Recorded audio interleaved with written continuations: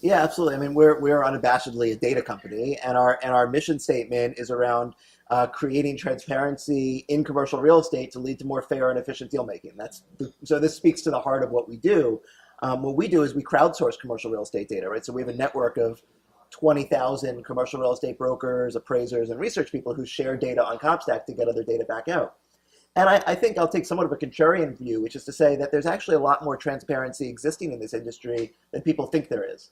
People talk a lot about information asymmetry and this arbitrage of data, but the truth of the matter is that professionals in the industry have shared this information forever. Now, do the tenants have access to it? Well, not so much, except through their brokers who they may or may not trust. But the information is shared in the industry. What we've been trying to do is try to consolidate this shared knowledge that is out there and bring it in one central repository. I think the reality is that every industry, not just real estate, but every industry is becoming more transparent. The reality is that there will be transparency in all industries because that's what technology does, and that's the way industries are going. And so, you can either embrace it and be part of it, or you can resist it. But ultimately, I think that transparency is good for the market.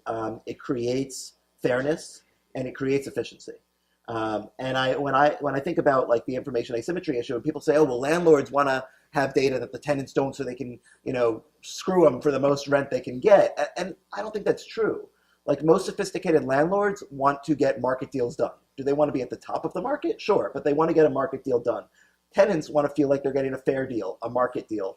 Brokers want to get deals done so they can get their commission and move on to the next deal. Like everybody who's involved benefits from transparency because it leads to, a more liquid market, and more liquid markets are good for people. Unless you're somebody who is just strictly relying on information asymmetry, and that's not a good long-term strategy to be good at anything.